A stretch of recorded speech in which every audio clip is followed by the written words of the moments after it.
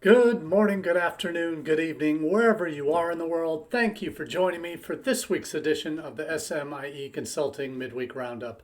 It's Wednesday, March 19th, 2025, and today we're going to be answering three questions we've been hearing from international educators over the last 7 days.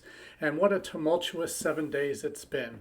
We'll get into that in our first couple of questions, but we'll begin, as we do each week, by sharing where we get our questions. I often get asked this, that I cover here on the Roundup. I get the questions from our newsletter that comes out on Mondays called All the SMIE News Fit to Share. And that's a weekly newsletter. Comes out Monday morning, 9 a.m. Eastern, if you're subscribed to the email version.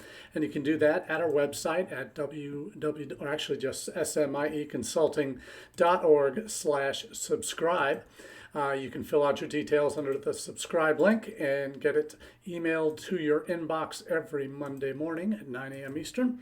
And we barely ever skip a week except for the holidays around Christmas, New Year, and maybe once when I'm on vacation for a couple weeks in the summer. So email version of the latest newsletter is in the chat now for your use, as well as we have a LinkedIn version. The LinkedIn version is available at about the same time, comes out about 30 minutes earlier than the email version, and that is on LinkedIn. The link to this week's LinkedIn version is now in the chat as well.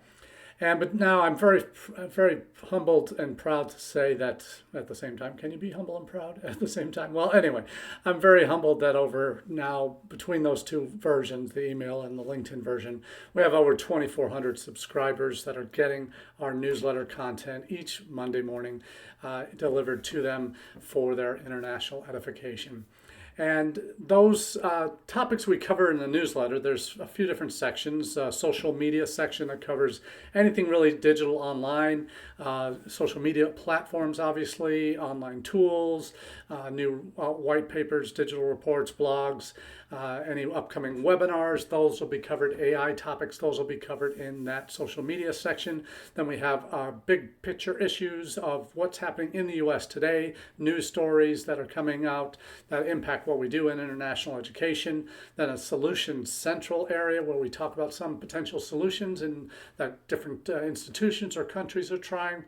And then we have a global roundup that goes into some of the highlights of what international ed stories are top of the list around the world at some of the key destination markets. So that's where we get our information. Those are our hot takes on the topics of the day that we cover each week in the newsletter. And then we see each week some certain themes developing around news stories. If there's a series on a couple of related topics, we'll put a question together on that. And that's where we come up with 3 questions each Wednesday that we cover here live on the Roundup. And again, those that don't watch live, we know that's the greater majority of you. There are over 4,200 downloads of our podcast over the years, over 300 episodes. Very proud of what the podcast version of what we're doing live here is able to get to you, and that's the audio only version. There's the watch on demand on LinkedIn, Facebook, and YouTube whenever you like to see past versions of these roundups. So let's get right into our first question of the day. And that is, are future international students still bullish on the United States? Now, from the outside looking in, or the inside looking out, perhaps is a better way to start this conversation, we would be forgiven in the U.S. for thinking that why would international students want to come here now with who we have in the White House and with the anti-immigrant harsh talk on anything non-U.S. that is in this country. We had hoped the Doge Bros were going to keep on Trump's good side, and we know Ramaswamy kind of left the scene before the Doge scene before the inauguration, and is now contemplating a run for governor in Ohio. We know that Elon Musk has certainly been very upfront with Trump and almost hand in hand with Trump in a lot of what he's trying to do in terms of getting rid of waste in the government, and that's long been a goal of many administrations, but we're going about it in a very different way in the Trump administration, that's for sure. So, what the story that we're going to cover with you today is a lead from the Pie on IDP. IDP released a new survey, and they do this regularly. It's called Emerging Futures. It had been called Emerging Futures. It might be called something different now. They do change it fairly frequently. But the new research was conducted by IDP Education in February of 2025. So this is after the inauguration, not after the election. So this is fairly current information. And that 26%, and that's a fairly small sample size, 1,000 students from 43 countries. But the headline of that survey was 52% of respondents indicated that their perception of the U.S. had improved following the election. So there may be some of the actions that have happened since the inauguration, certainly the upcoming travel bans that are going to be put in place probably Friday, have 3 different phases to them, or 3 different colors to them: red, orange, and yellow, or yellow and orange. So we'll see what that looks like. That's going to be a big topic, I'm sure, next week once the news stories percolate to the top of our feeds. But this IDP survey certainly kind of goes against the grain in terms of how we in the U.S. and the international ed community might be feeling about how our overseas students view the U.S. now with Trump in the White House. And I mentioned this last week, and I'll mention it each week until I actually do my presentation, but at the WIEC conference in D.C., April 8th and 9th, I'll be presenting a keynote on how the U.S. higher ed, how international education specifically is responding to the chaos theory approach to governance that the Trump administration has ramped up even more. Probably what they did in their first administration, first couple of months on, they put that on steroids for version 2.0 with all the executive orders and the severity of some of the actions that they're taking with DOGE and the cuts that they've made to USAID, to eliminating the foreign language program in the Department of Education as part of their cutting half the staff there. There are going to be more legal challenges in the next 4 years than I think we've ever seen to any presidential actions that have been taken. So it seems like almost everything that gets thrown out is being challenged. It's a matter of, can we cover all our bases here, and are we getting the most important ones covered and letting the other ones that may be important to us in some way or shape or form but less valuable, are we going to be able to get them all or challenge them all? And certainly there'll be challenges to the travel bans that'll be coming up, and one thing we all need to do in our daily lives, and it's hard not to get emotionally invested in what's happening, and we'll talk more about that in question 2 in terms of our survival. But with regard to how students are viewing, they're still our bread and butter. That's the reason we exist. Not only our current students, that we've got to make sure we're informing correctly about what they can and can't do, encouraging them to be cautious, to not get overly involved in political action that might have stances that could be considered against the United States interests or supporting terrorism in any way. These are the sad realities that our current students are having to face day to day, and worrying about ICE raids and all these other things. Where you live in the country will probably have a lot to do with how much this impacts you. Sad to say, if you're in a red state, it's probably going to be less of an issue than if you're in a blue state or work at a university in a prominent university in a blue state. There's probably going to be less cover for you, sadly. But for future students, as they look at us, they still, as Simon Emmett points out in his comments related to this latest survey, he says, in recent IDP education research, we've seen evidence that the U.S. is benefiting from evolving policy environments in other leading markets like Canada and Australia. And this is what we need to keep our perspective on. And that, he says, as other markets become more unpredictable, international students are more willing to invest in the high quality and reputable education available in the United States. Given this, there's an opportunity for the U.S. international education community to come together and highlight the wealth of opportunities available to students in the market. Anyone who was in this business, in international education back in late 2016, early 2017, you will remember you are welcome here. We all did our videos, most of us did videos supporting our international students, supporting future international students that were looking at our college campuses. And that resonated well. That had an impact. There were 200-300 colleges or more that did these videos or showed support in one way, shape, or form for their international students under the "You Are Welcome Here" hashtag. We need something like that again. Because as much as the government policies seem to be, and certainly rhetoric seems to be antagonistic and antithetical to everything we're trying to do in international education on our campuses, the end result is on our campuses, our students are treated well. Our students have positive experiences. Our students graduate with fantastic job offers who have experiences that they take in their 4 years, 2 years, whatever the length of their degree is, to then shape who they are as people, shape their overall impression of the United States, and lead to their favorable ratings towards us as institutions and as our country as a whole. And as many of my colleagues have said to former students, hey, not everyone likes our president, but we love our country.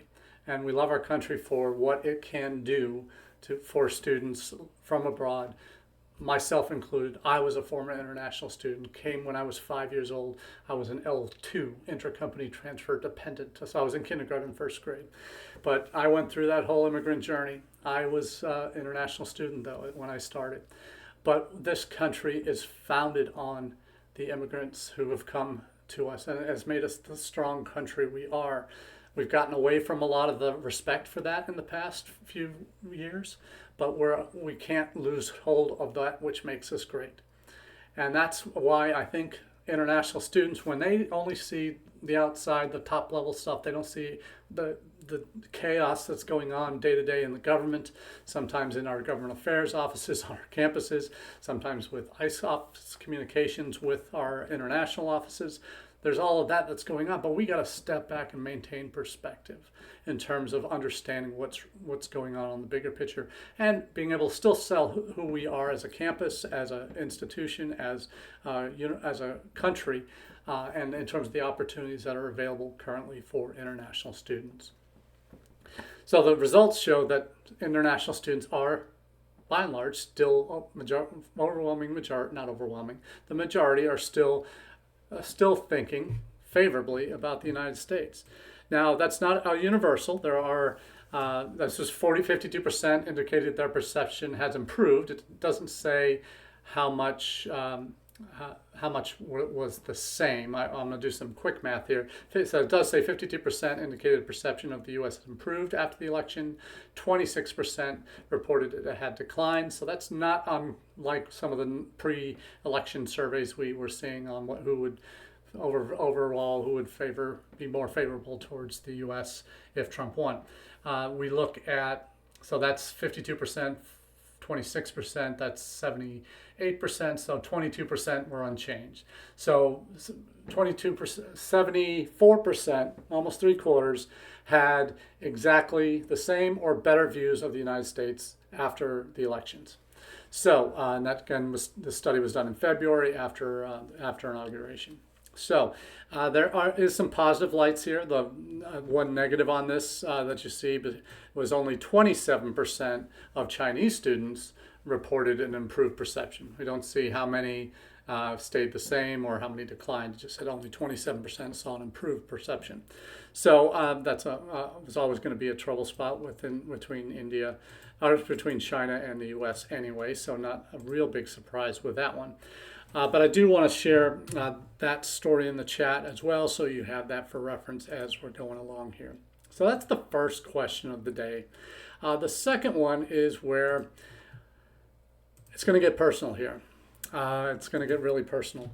Those of you who've known me for more than a minute, and I talk about this regularly on all my roundups, is Education USA is near and dear to my heart. In my first days as an international educator, my first boss, Dave Brewy at Marquette University, he made it clear that I needed to get to know these overseas advisors. That's what they were known back then in the 90s, before they became Education USA in 1999. Get to know these advisors. They're going to be your best friends in the business. And these advisors in over 170 countries, 450 offices around the world, are the heart and soul of the Education USA network. I had the great fortune. Every institution I've ever worked, Education USA has been a central element of our overall international student recruitment strategies. I had the chance for 6.5 years to work in DC for Education USA at the Institute of International Education. Now, IIE, who many of you know, they produce the Open Doors every year, but they manage literally hundreds of scholarship programs, both public and private, government and non-government scholarship programs. And they have managed, for a lot of countries, they manage the Fulbright program, both the, particularly for inbound Fulbright students. So, and they also have a core team that when I started was 2 people in DC, and expanded to I think 6 or 7, maybe more, that were working on the Education USA program for State Department and ECA. What Trump has done and DOJ has done with their government efficiency posts, all the executive orders that they've thrown out there, one of those was a freeze on government funding for 60 days, something to that effect. That funding impacts programs, government programs, State Department programs that are international ed related. That includes Fulbright, that includes Gilman, includes Humphrey Fellowships, includes all sorts of government-sponsored scholarships that international students have access to come here, and that our students, U.S. students, have access to study abroad. With those programs' funding being cut, or not cut, I should say, halted as the review process is underway, that has left current awardees that are already overseas or already on our campuses basically without funding. That has caused obviously serious ramifications. Campuses that host Fulbrighters on your campus, you've been dealing with these issues, you know this. And the answer of the question here, will our profession survive the next 4 years?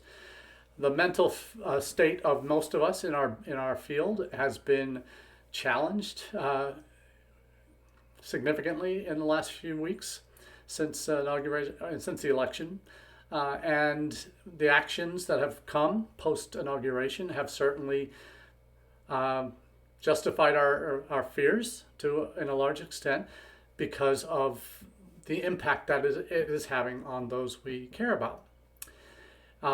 Part of the cuts, not cuts again, it's not official cuts, it's part of the freeze that the government has put in place on these funds, impacts the awardees of these funds.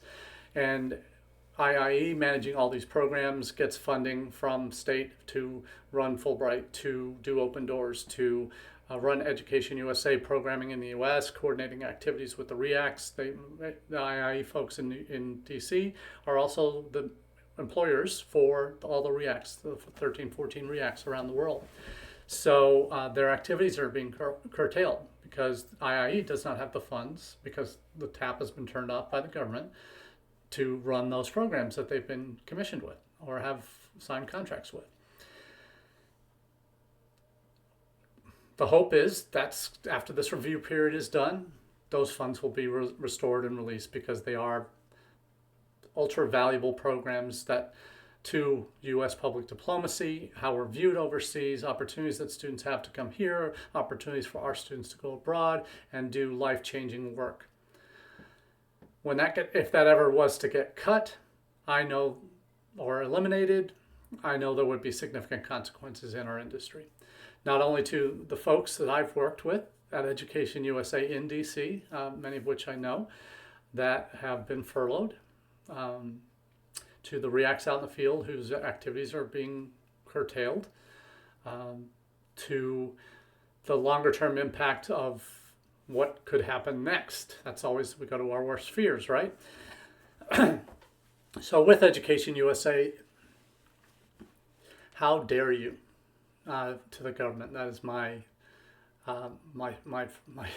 stance on this program, on how dare you halt funding that impacts so many lives.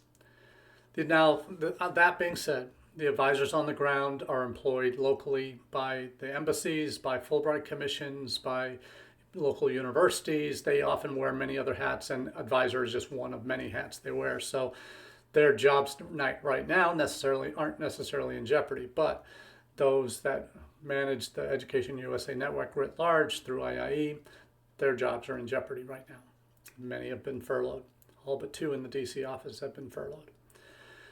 So this organization impacts millions of students every year through web, social, in-person, virtual advising efforts that they do around the globe in every country that they have offices. They are active, and even in 3 countries where they don't have offices, in Iran, in Syria, and I think in Lebanon now, I'm not sure. But anyway, there are countries where we don't have advisors physically that are still been doing virtual work for over a decade, to support Education USA's efforts to build bridges with students in those countries. How dare the government do that?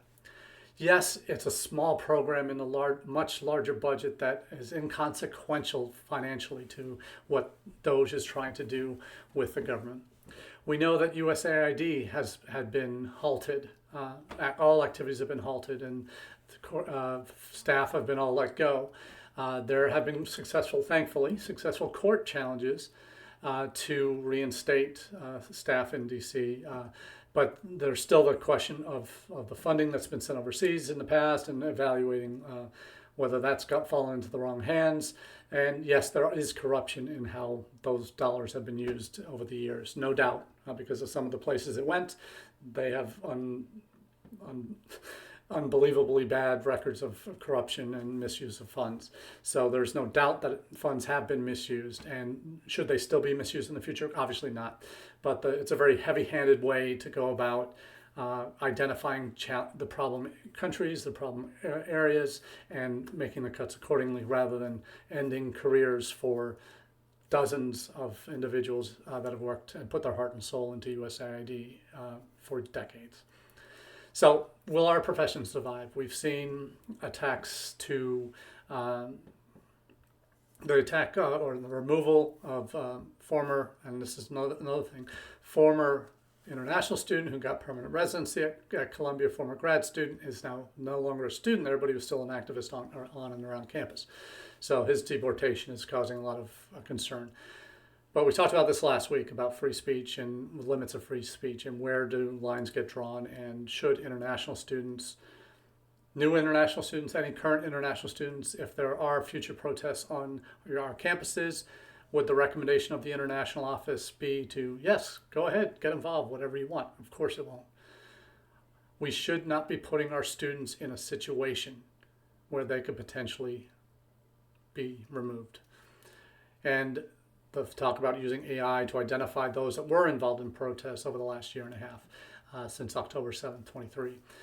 That is a scary thing, because is it going to be able to accurately identify all students when they were wearing masks, and those who weren't covered? Will they be punished first? And how will they make sure that what they've said or showed support for was actually terrorism and not just support for the Palestinian people, which 99% of those who were involved in these protests, I'm sure, were expressing those concerns, not support for Hamas. Obviously, if you are, you don't belong in this country, and yes, you should leave, and you will be removed, and that's fine. I have no problem with that. But to lump in everybody who participated in those protests who doesn't have who isn't a permanent resident, that is overstepping.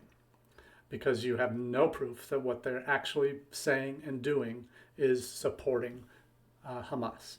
And that is a limit that they have, and they do not have unfettered rights to that a citizen has in this U.S. In the United States. They can be removed. They can be removed if they commit crimes, if they've committed of drunk driving. There are campuses across this country that have seen international students get deported if they were convicted of drunk driving. That is something that they don't have a free pass. It's not unlimited. Being in the country is, as an international student, is a privilege. Yes, we welcome them. We do everything we can to support them, but we can't tell them that it's okay to commit crimes in this country, because that is grounds for removal. And I'm okay with that. But, very big but, we cannot have our students feel threatened by our government. We have to protect our students. It's our jobs. And kudos to those institutions that are fighting the good fight, not releasing information. There are FERPA implications here.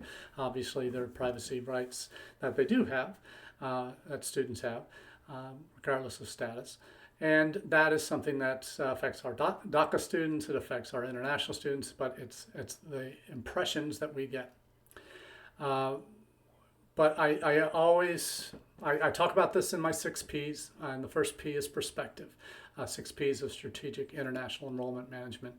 For those not familiar, it's a series of articles I did 3 or 4 years ago during the pandemic that I did for IDP, for U.S. audiences, that have now been put into a book chapter. Was released last May, called Entry Points to U.S. Education, and chapter 14 is my 6 Ps.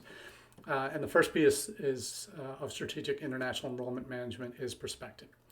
And even though we're getting down in the weeds here, we're feeling under threat every day. Seems like there's something new coming at us. Will our profession survive? We will if we maintain our heads while all those around us are losing theirs. And we do that by keeping perspective on what's happening in the wider world. What's happening in the wider world that we can use as advantages to still promote the U.S. as an enviable destination for international students.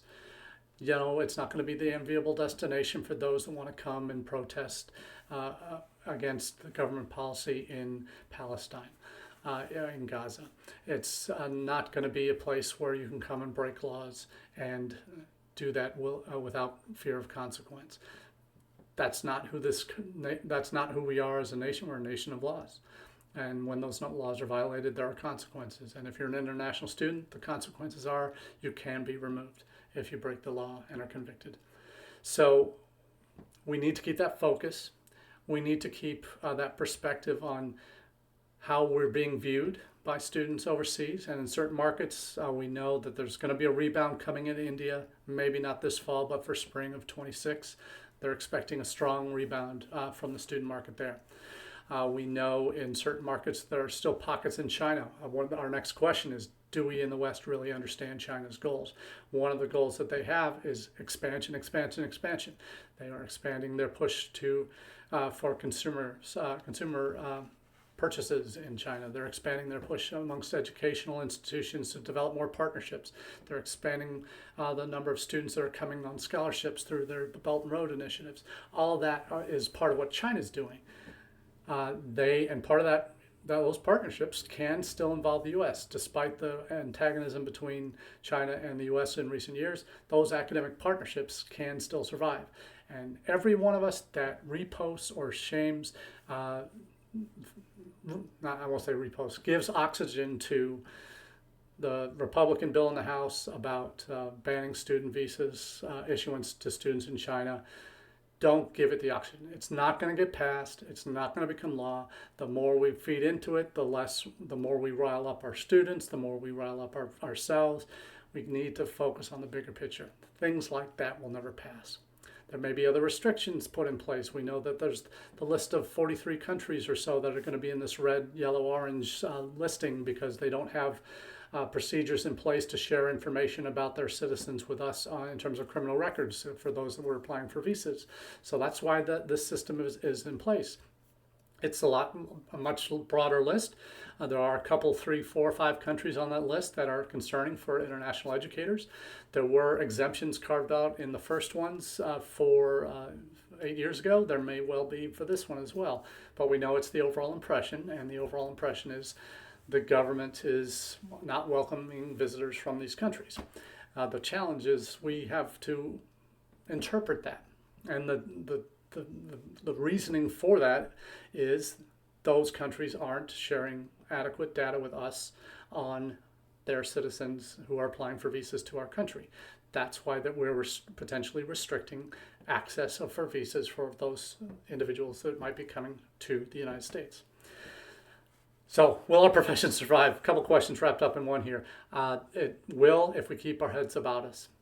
There's going to be a lot more that's going to come down the pipe, and we need support groups. We need to be there for each other. We need to be supporting our colleagues on our campuses. So being there for our students obviously is our first priority, but it's draining. It's taking every ounce of energy we have to keep from breaking down sometimes. I get it. I'm there with you.